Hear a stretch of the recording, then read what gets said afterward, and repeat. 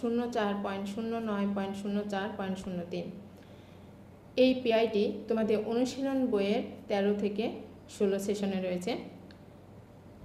এখানে পারদর্শিতার নির্দেশকে বলা হয়েছে ক্ষুদ্রতর স্কেলে কোনো সজীব বা অজীব বস্তুর নির্দিষ্ট কোনো গঠন বৈশিষ্ট্যের কারণে কিভাবে তার আচরণ নির্ধারিত হয় তা ব্যাখ্যা করছে। এখন পারদর্শিতার সূচকের মাত্রা চতুর্ভুজের ক্ষেত্রে উল্লেখ রয়েছে ক্ষুদ্রতর স্কেলে কোনো সজীব বা অজীব বস্তুর কোনো গঠন বৈশিষ্ট্যের সাথে অর্থাৎ কোন গঠন বৈশিষ্ট্যের সাথে তার আচরণের সম্পর্ক উল্লেখ করছে। এখন যে পারদর্শিতা দেখে মাত্রা নিরূপণ করা যেতে পারে অর্থাৎ মৌলের পারমাণবিক সংখ্যা বা ইলেকট্রন বিন্যাসের সাথে পর্যায় সারণীতে তার অবস্থান ও পর্যায়ভিত্তিক বৈশিষ্ট্যের সম্পর্ক উল্লেখ করছে।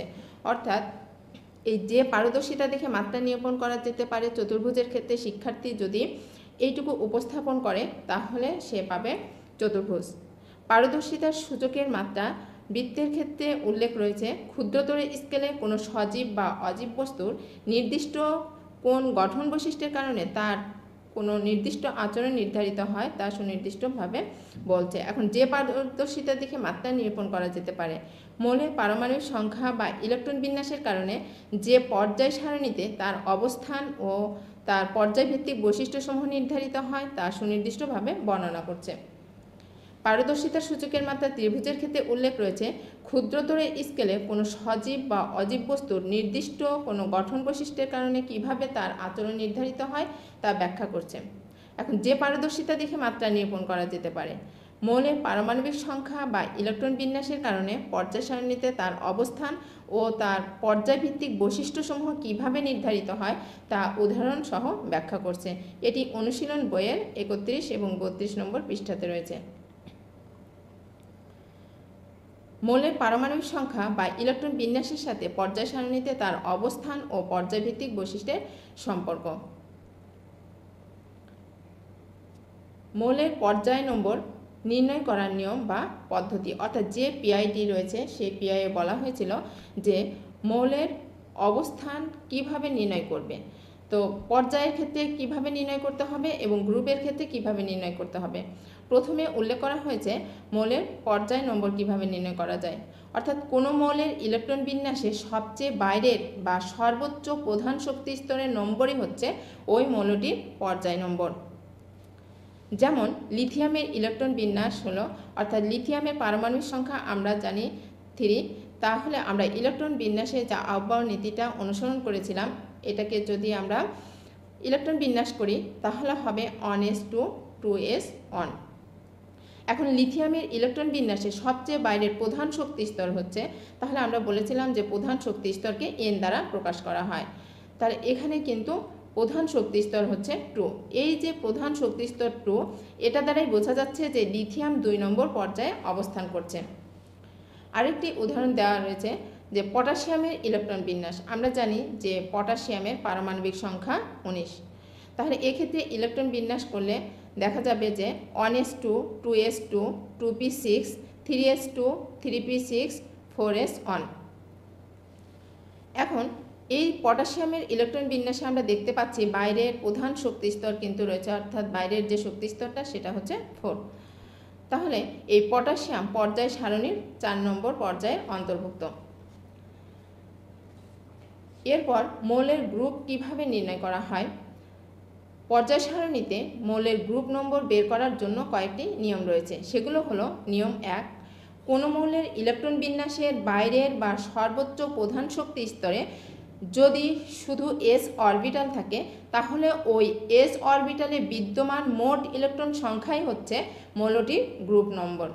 তাহলে হাইড্রোজেনের ইলেকট্রন বিন্যাস যদি আমরা করি হাইড্রোজেনের পারমাণবিক সংখ্যা আমরা জানি 1, এর ইলেকট্রন বিন্যাস করলে 1s1। এখানে দেখা যাচ্ছে যে s অরবিটালে একটি ইলেকট্রন রয়েছে তাহলে নিয়ম অনুযায়ী এই যে 1 রয়েছে তাহলে হাইড্রোজেন 1 নম্বর গ্রুপে রয়েছে। এরপর নিয়ম 2তে বলা হয়েছে কোনো মৌলের ইলেকট্রন বিন্যাসের বাইরের প্রধান শক্তি স্তরে যদি s ও p অরবিটাল থাকে তাহলে সেক্ষেত্রে s ও p অরবিটালে থাকা মোট ইলেকট্রনের সঙ্গে 10 যোগ করলে যে সংখ্যা পাওয়া যাবে সেই সংখ্যাটিই হবে ওই মৌলের জন্য গ্রুপ নম্বর।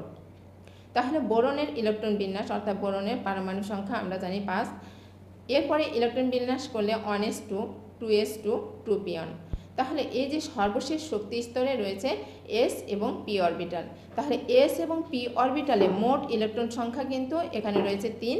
এই 3-এর সাথে 10 যখন আমরা যোগ করব তখন হবে 13।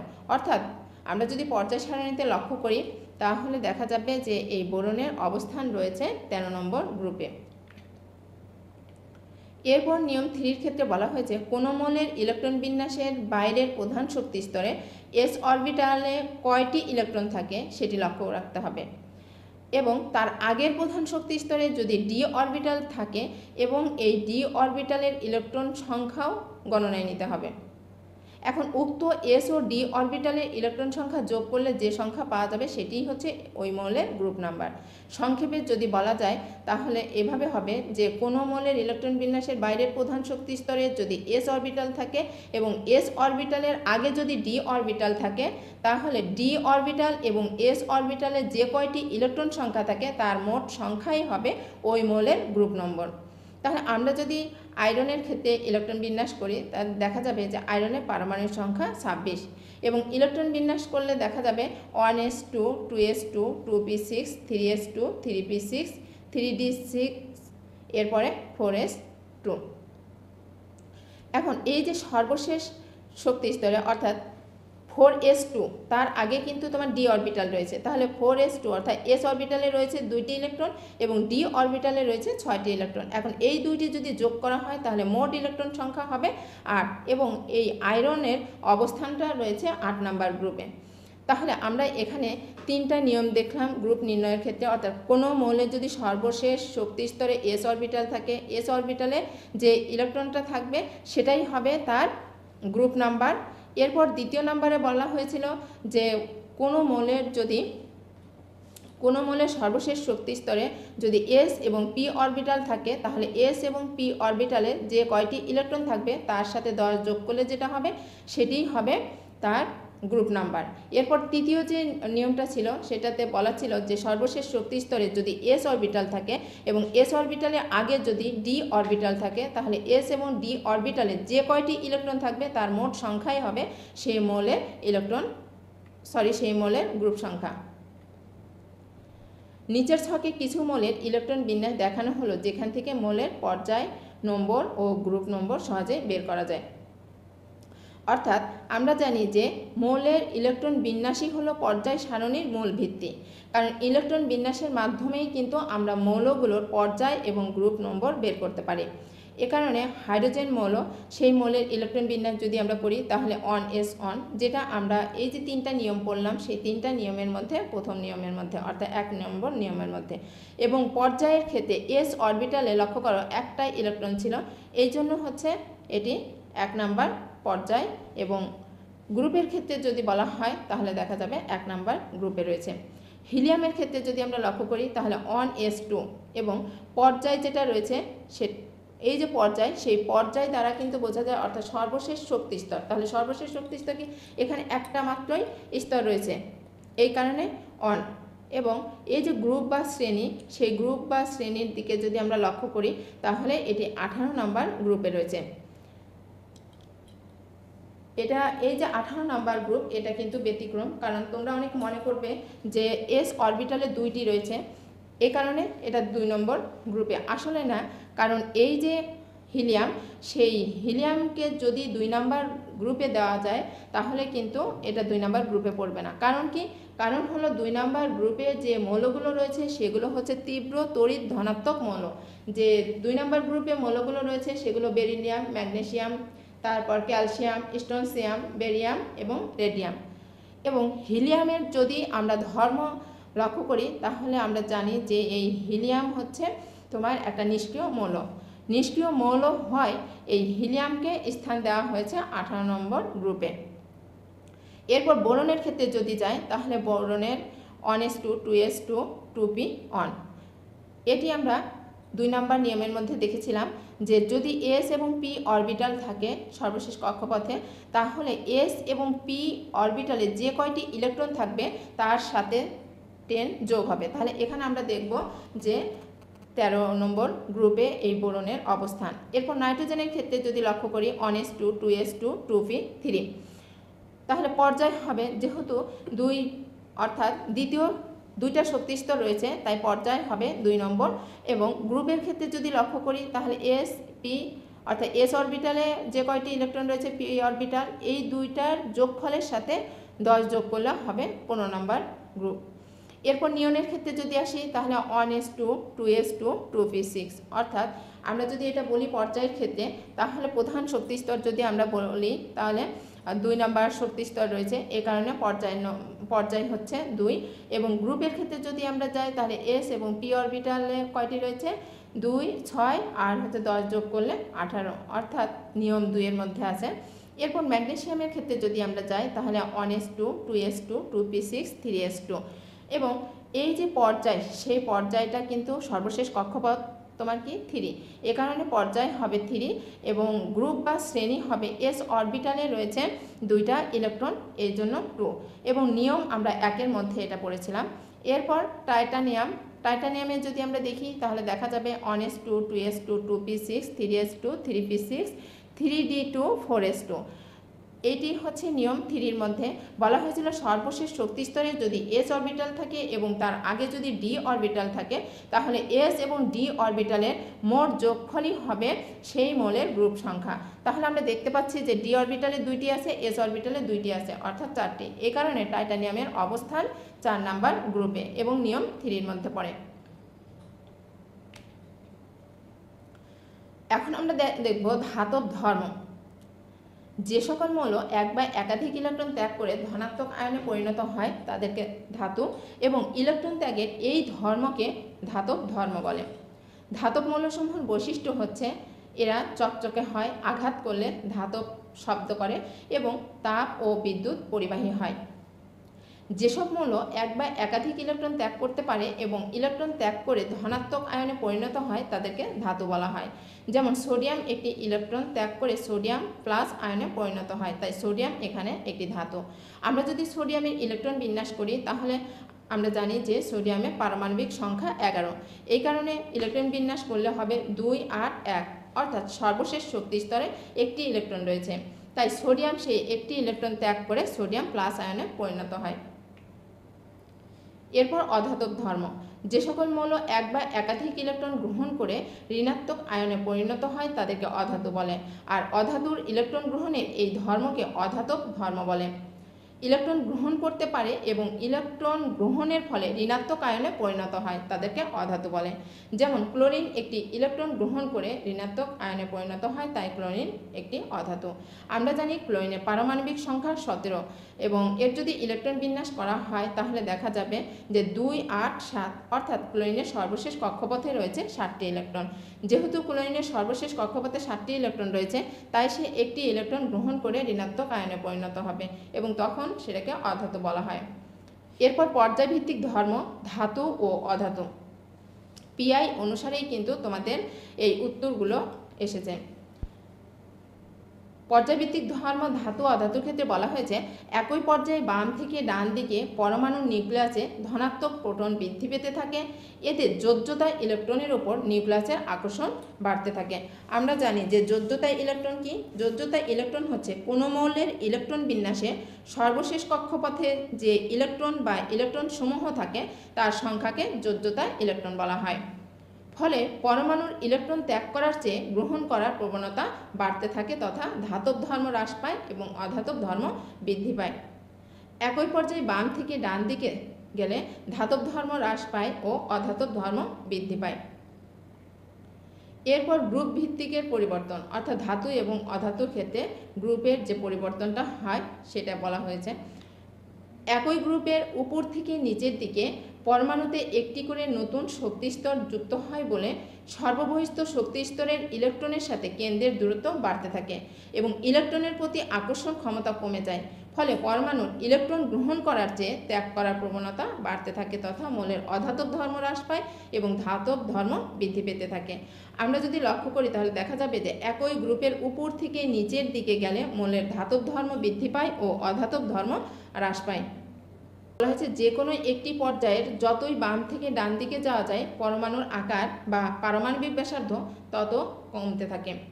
আমরা সাধারণত জানি যে পর্যায় সারণীর বাম দিকের যে মৌলগুলো রয়েছে সেই মৌলগুলো ধাতব ধর্ম প্রদর্শন করে এবং ডান দিকের যে মৌলগুলো রয়েছে সেগুলো অধাতব ধর্ম প্রদর্শন করে।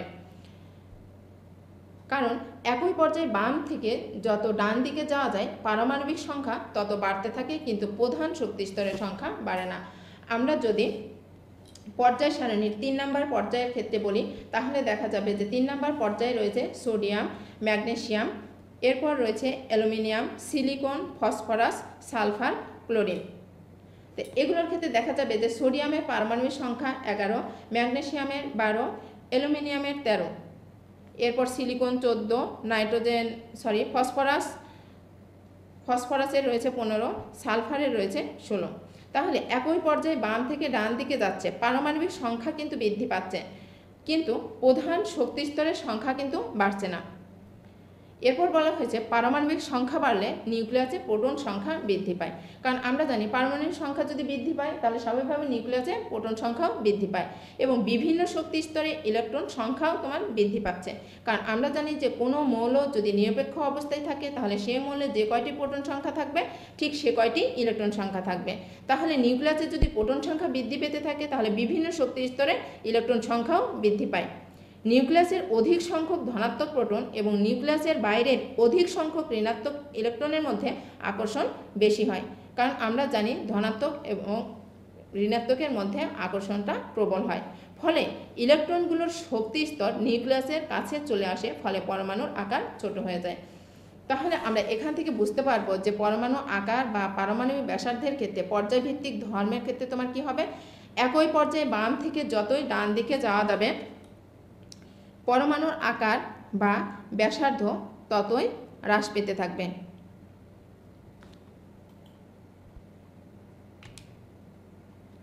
উদাহরণ হিসেবে আমরা যদি এখানে বলি যে তৃতীয় পর্যায়ের বিভিন্ন মৌলের আপেক্ষিক পারমাণবিক ব্যাসার্ধ নিম্নে দেখানো হলো।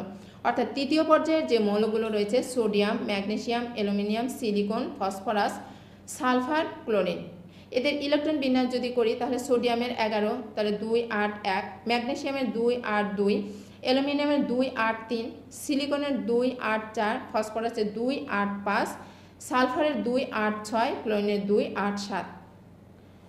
এক্ষেত্রে দেখা যাচ্ছে যে পারমাণবিক যে ব্যাসার্ধ রয়েছে সেই পারমাণবিক ব্যাসার্ধটা তোমাদের মনে রাখতে হবে না, জাস্ট বোঝার ক্ষেত্রে এটা দিয়েছি যে পারমাণবিক ব্যাসার্ধ সোডিয়ামের ক্ষেত্রে যদি আমরা দেখি তাহলে 186, ম্যাগনেসিয়াম 160, এভাবে কিন্তু তোমার হ্রাস পাচ্ছে। অর্থাৎ বাম থেকে যতই ডানের দিকে যাচ্ছে এই পর্যায়ের ক্ষেত্রে কিন্তু এদের পারমাণবিক যে ব্যাসার্ধটা সেই পারমাণবিক ব্যাসার্ধের আকারটা কিন্তু তোমার হ্রাস পাচ্ছে।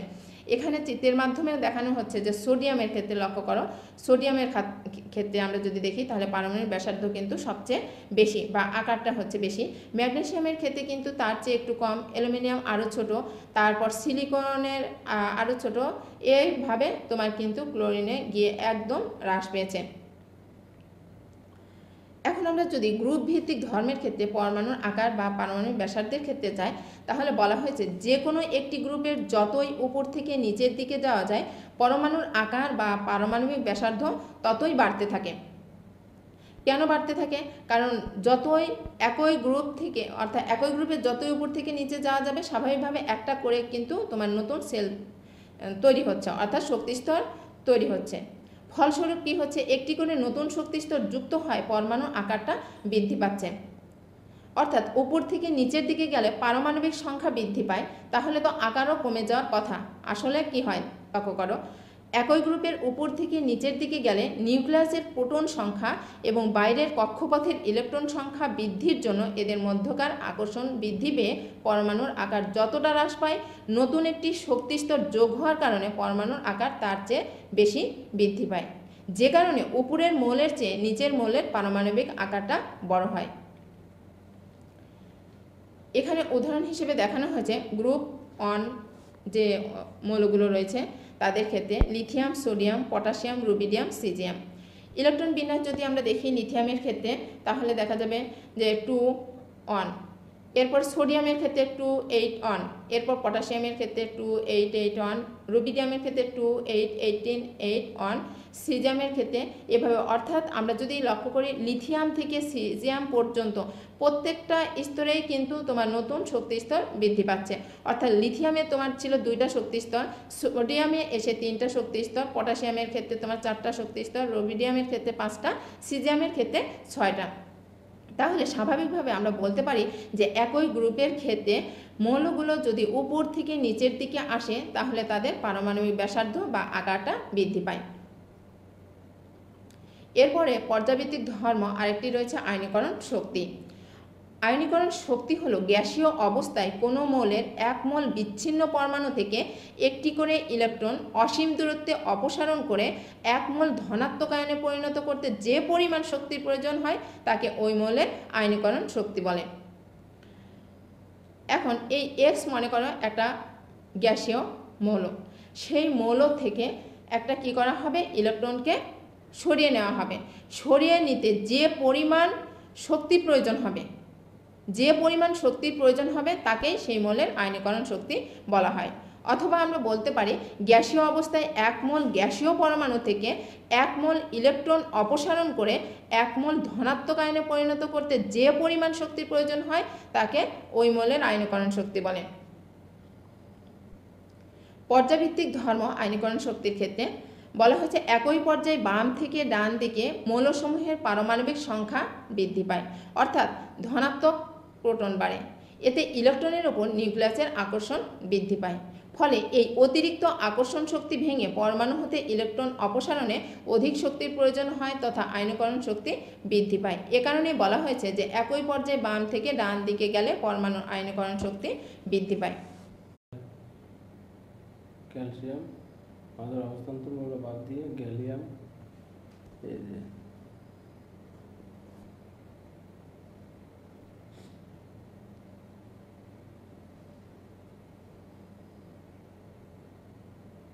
আবার বলবো অবস্থান্তর মৌল তো সংখ্যা আছে, প্রথম থেকে এটা বলবো।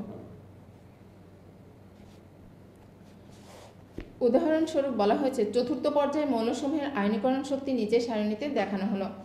চতুর্থ পর্যায়ের মৌল পটাশিয়াম, ক্যালসিয়াম, তারপর গ্যালিয়াম, জার্মেনিয়াম, আর্সেনিক, সেলেনিয়াম এবং ব্রোমিন।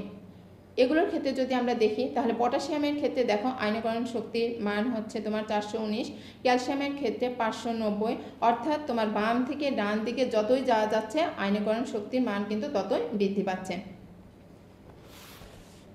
এরপর গ্রুপ ভিত্তিক পরিবর্তন আয়নীকরণ শক্তির ক্ষেত্রে বলা হয়েছে একই গ্রুপের উপর থেকে নিচের দিকে মৌলসমূহের পারমাণবিক সংখ্যা বৃদ্ধির সাথে শক্তি স্তর বাড়ে। ফলে সর্ববহিস্থ স্তরের ইলেকট্রনের সাথে নিউক্লিয়াসের দূরত্ব বাড়তে থাকে এবং আকর্ষণ কমে। ফলে পরমাণু থেকে ইলেকট্রন অপসারণ করতে কম শক্তি লাগে তথা আয়নীকরণ শক্তি কম হয়। অর্থাৎ আমরা জানি যে পরমাণুর কেন্দ্রে থাকে নিউক্লিয়াস। নিউক্লিয়াসের কাছাকাছি যে স্তরটা থাকে সেই নিউক্লিয়াস থেকে প্রথম শক্তি স্তর যদি আমরা বলি তাহলে এর আকর্ষণটা বেশি থাকে। এর পরের স্তরে কিন্তু আকর্ষণ আরও কমতে থাকে, তারপরের স্তরে আরও কমতে থাকে। স্বাভাবিকভাবে দেখা যায় যে স্তর যদি বেশি থাকে তাহলে নিউক্লিয়াস থেকে সেই শক্তি স্তরের দূরত্বটা বেশি থাকে, আর দূরত্ব বেশি থাকে বলে সেখান থেকে ইলেকট্রন অপসারণ করতে কম শক্তি লাগে। যেহেতু কম শক্তি লাগে তাহলে স্বাভাবিকভাবে আমরা বলতে পারি যে আয়নীকরণ শক্তি কম হয়। এই কারণে একই গ্রুপের উপর থেকে নিচে আয়নীকরণ শক্তি হ্রাস পায়। উদাহরণস্বরূপ গ্রুপ 1 এর মৌলসমূহের আয়নীকরণ শক্তি পাশের সারণীতে দেখানো হলো। লিথিয়াম, সোডিয়াম, তারপর পটাশিয়াম, রুবিডিয়াম, সিজিয়াম। তাহলে উপর থেকে নিচের দিকে যাচ্ছে যেহেতু একই গ্রুপের ক্ষেত্রে, তাহলে লিথিয়ামের ক্ষেত্রে আয়নীকরণ শক্তি সবচেয়ে বেশি, তারপর ক্রমান্বয়ে তোমার কম হচ্ছে। এরপর পর্যাবৃত্ত ধর্ম আরেকটি রয়েছে ইলেকট্রন আসক্তি। বলা হয়েছে গ্যাসীয় অবস্থায় কোনো মৌলের 1 মোল গ্যাসীয় পরমাণুতে 1 মোল ইলেকট্রন প্রবেশ করিয়ে 1 মোল ঋণাত্মক আয়নে পরিণত করতে যে শক্তি নির্গত হয় তাকে ওই মৌলের ইলেকট্রন আসক্তি বলে। ইলেকট্রন আসক্তি একটি পর্যাবৃত্ত ধর্ম। এখন পর্যায়ভিত্তিক সম্পর্কের মধ্যে ইলেকট্রন আসক্তিটা আমরা লক্ষ্য করি। বলা হচ্ছে পর্যায় সারণীতে একই পর্যায়ের মৌলগুলোর জন্য বাম থেকে ডান দিকে ইলেকট্রন আসক্তি ক্রমশ বৃদ্ধি পায়। আমরা তৃতীয় পর্যায়ের মৌলগুলোকে ইলেকট্রন আসক্তি অনুসারে সাজাই যদি, তাহলে এভাবে দেখা যায় যে সোডিয়ামের চাইতে ম্যাগনেসিয়ামের ইলেকট্রন আসক্তির মান বেশি, এরপর অ্যালুমিনিয়ামের আরও বেশি, তারপর সিলিকন, তারপর ফসফরাস, সালফার, ক্লোরিন। অর্থাৎ বাম থেকে ডান দিকে যতই যাওয়া যাবে ইলেকট্রন আসক্তির মান ততই বৃদ্ধি পাবে। ফলে নিউক্লিয়াসে প্রোটনের সংখ্যা বৃদ্ধি তথা ধনাত্মক চার্জ বৃদ্ধি পায়। অপরদিকে নতুন শক্তি স্তর না থাকায় নিউক্লিয়াস থেকে ইলেকট্রনের দূরত্ব তেমন বৃদ্ধি পায় না। অর্থাৎ একই শক্তি স্তরে আমরা যদি এখানে এই যে সোডিয়াম নিয়েছি 3 নাম্বার পর্যায়ের ক্ষেত্রে, সেই 3 নাম্বার পর্যায়ের ক্ষেত্রে যদি আমরা দেখি তাহলে এই পর্যায়ের যে মৌলগুলো রয়েছে সেই মৌলগুলোতে ক্রমাগতভাবে তাদের পারমাণবিক সংখ্যা বৃদ্ধি পেয়েছে, কিন্তু কোনো নতুন শক্তি স্তর যুক্ত হয় নাই। এ কথাটাই বলা হয়েছে যে এর কারণ হচ্ছে পারমাণবিক সংখ্যা বাম থেকে ডানে ক্রমশ বৃদ্ধি পায়, ফলে নিউক্লিয়াসে প্রোটনের সংখ্যা বৃদ্ধি তথা ধনাত্মক চার্জ বৃদ্ধি পায়। অপরদিকে নতুন শক্তি স্তর না থাকায় নিউক্লিয়াস থেকে ইলেকট্রনের দূরত্ব তেমন বৃদ্ধি পায় না, ফলে পরমাণুতে ধনাত্মক চার্জের ঘনত্ব বৃদ্ধি পায়। তাই অধিক আকর্ষণের জন্য মৌলগুলোর ইলেকট্রন আসক্তি ক্রমশ বৃদ্ধি পায়। গ্রুপ ভিত্তিক সম্পর্ক ইলেকট্রন আসক্তির ক্ষেত্রে পর্যায় সারণীর একই গ্রুপের মৌলগুলোর জন্য ইলেকট্রন আসক্তি উপর থেকে নিচের দিকে ক্রমশ কমতে থাকে। তাই গ্রুপের নিচের দিকে ইলেকট্রন আসক্তি কমে যাওয়ার প্রধান কারণ হচ্ছে নিউক্লিয়াস থেকে সর্ববহিস্থ শক্তি স্তরের ইলেকট্রন দূরত্ব বেড়ে যায়।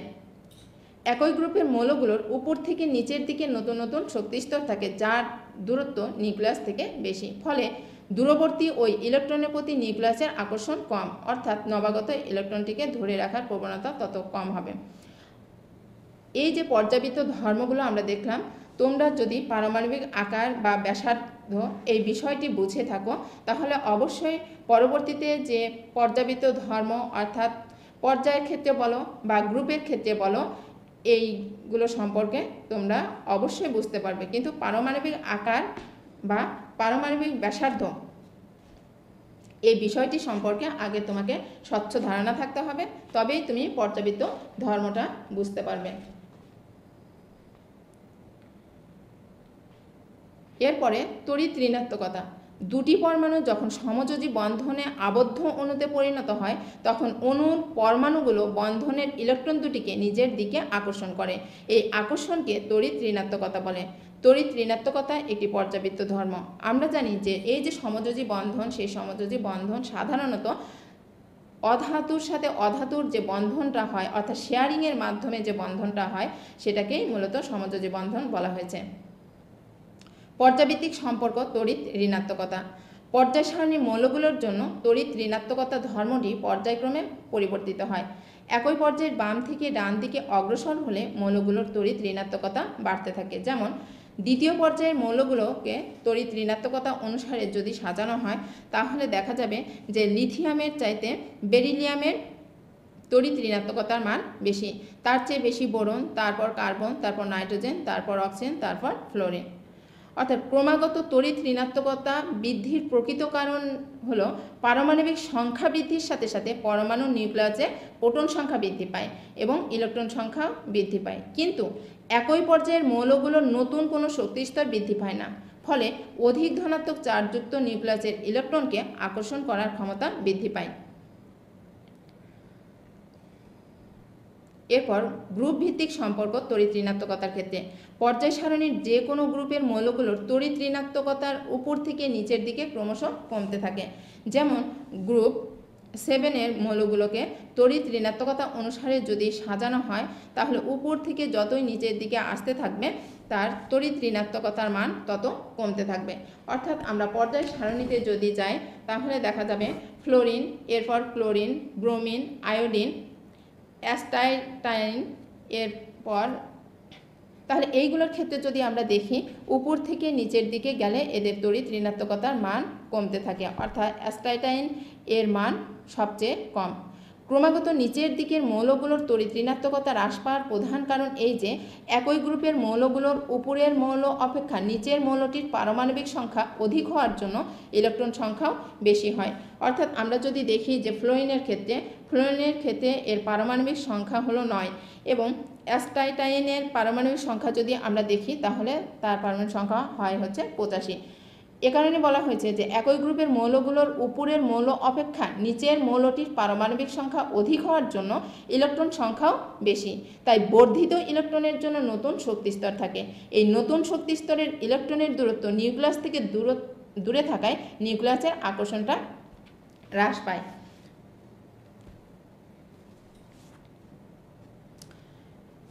এখন পর্যন্ত যে পর্যাবৃত্ত ধর্মগুলো দেখলাম আমরা, সেই পর্যাবৃত্ত ধর্মগুলোর আমি সামারি এখানে লিখেছি। আবারও বলছি যে এই যে মৌলের পর্যাবৃত্ত ধর্ম, এইটা সম্পর্কে তোমাকে স্বচ্ছ ধারণা যদি তুমি নিতে চাও তাহলে অবশ্যই তোমাকে পরমাণুর আকার বা পারমাণবিক ব্যাসার্ধ এই বিষয়টি ভালো করে বুঝতে হবে। তাহলে আমরা দেখি যে পর্যাবৃত্ত ধর্ম ধাতব ধর্মের ক্ষেত্রে একই পর্যায়ে বাম থেকে ডানে গেলে হ্রাস পায়। কেন হ্রাস পায় ইতিমধ্যে কিন্তু বর্ণনা করেছে। এবং একই গ্রুপের উপর থেকে নিচে গেলে বৃদ্ধি পায়। অধাতব ধর্ম স্বাভাবিকভাবে তার উল্টো হবে, এবং এটাও কিন্তু কেন বৃদ্ধি পায় একই পর্যায়ে বাম থেকে ডানে গেলে এবং একই গ্রুপে উপর থেকে নিচে গেলে হ্রাস পায়। পরমাণুর আকার একই পর্যায়ে বাম থেকে ডানে গেলে হ্রাস পায় এবং একই গ্রুপের ক্ষেত্রে উপর থেকে নিচে গেলে বৃদ্ধি পায়। আয়নীকরণ শক্তি একই পর্যায়ে বাম থেকে ডানে গেলে বৃদ্ধি পায় আর গ্রুপের ক্ষেত্রে হ্রাস পায়। ইলেকট্রন আসক্তি একই পর্যায়ে বাম থেকে ডানে গেলে বৃদ্ধি পায় এবং একই গ্রুপের ক্ষেত্রে যদি আমরা বলি উপর থেকে নিচে গেলে হ্রাস পায়। তড়িৎ ঋণাত্মকতা একই পর্যায়ে বাম থেকে ডানে গেলে বৃদ্ধি পায় এবং একই গ্রুপে উপর থেকে নিচে গেলে হ্রাস পায়। এখন এই যে আমরা পর্যাবৃত্ত ধর্ম দেখলাম, লক্ষ্য করো যে ধাতব ধর্মের ক্ষেত্রে শুধু একই পর্যায়ে বাম থেকে ডানে গেলে তোমার হ্রাস পায়, আর পরমাণুর আকারের ক্ষেত্রে যদি আমরা দেখি তাহলে দেখা যাবে একই পর্যায়ে বাম থেকে ডানে গেলে হ্রাস পায়। এই দুইটা বিষয় যদি তোমাদের জানা থাকে তাহলে সবগুলোই কিন্তু তোমরা সুন্দর করে উপস্থাপন করতে পারবে।